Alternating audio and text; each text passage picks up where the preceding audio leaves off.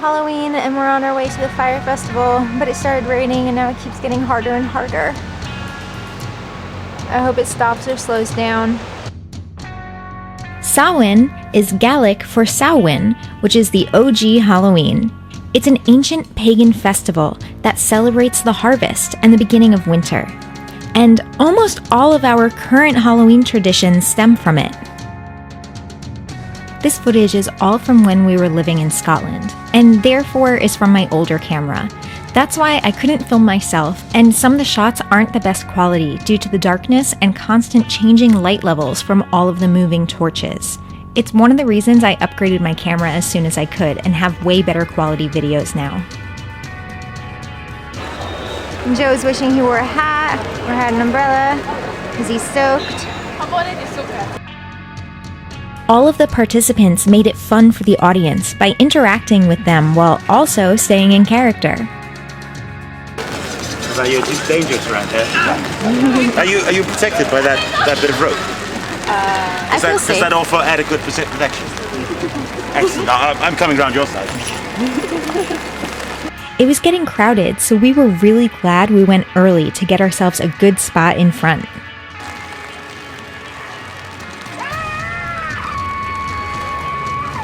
The participants were all painted different colors to show you if they belonged to the side of summer or winter. As we waited for the procession to make its way to the stage, they all interacted with each other, which was really fun to watch.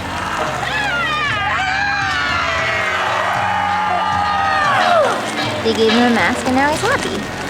And the Punisher. This year, in 2018, the festival will take place on top of Calton Hill for the first time, just like the Beltane Fire Festival in the spring, which I also went to and have footage from, and will make a video on if you all want me to, so comment below if you want to see that festival too. Here they come. I think we should make sure that A parade of costumed participants from the Beltane Fire Society slowly makes its way to the stage. Our anticipation was rising like crazy, hearing the drums getting closer and closer, and seeing the lanterns and torches getting lit.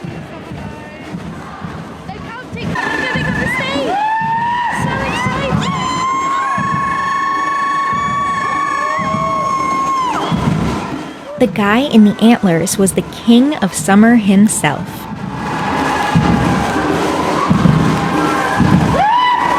Holy crap, that's an awesome costume. Oh, look at this guy. And the dude with the hooves and the horns? Yeah, that's Winter. Around this point of the event, everyone was asked to put their umbrellas away, so that they didn't catch fire and kill us all, which I appreciated. It also allowed everyone the best chance to actually see the show. You all may remember the torchlight procession from the Hogmanay celebration.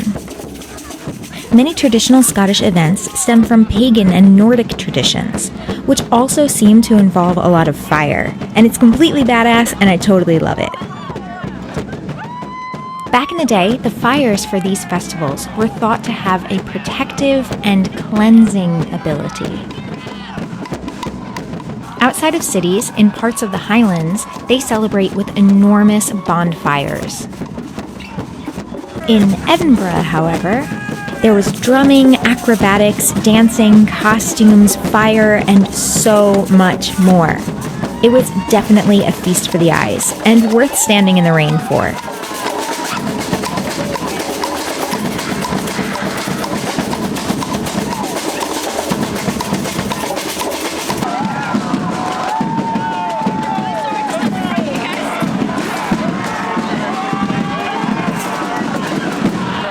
Suddenly, Summer and Winter began to battle. Spoiler alert, Summer loses, because Winter is coming. I think Summer's about to get killed.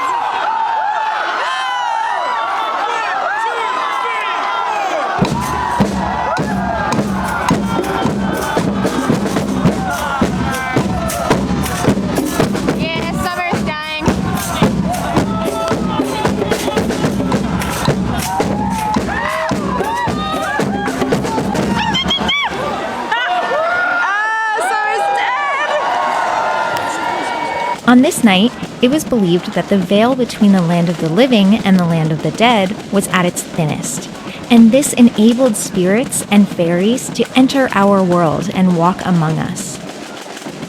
At this time, people would leave food out as offerings to satisfy the spirits. During the 16th century, people began going door to door in order to obtain some of these offerings for themselves, while dressed in costumes to protect themselves from the spirits.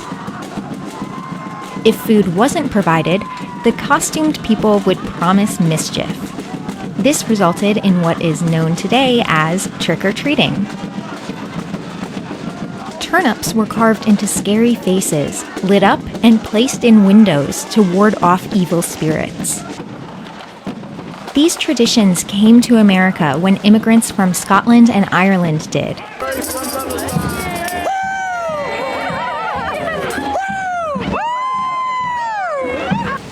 I don't know if you guys are going to be able to see any of this, but we're in Greyfriars Cemetery. The Tom Riddle buried here. Yeah, I know, but they said that this was the inspiration. Well, yeah. Yes, Joe's correct. There is a Tom Riddle buried here. You can take tours during the day. I'm sure there's some night tours that go through here as well. And they had a wee gift shop that we saw on the way in here. I honestly love the Beltane Fire Society for keeping these amazing traditions alive. I hope you enjoyed this video and that you didn't mind the footage too much. Hit the like button if you did, subscribe if you haven't already, and comment below if you learned anything new from this. I hope so. Have you ever been to this festival? Let me know in the comments. Thanks so much for watching. See you next time. Bye!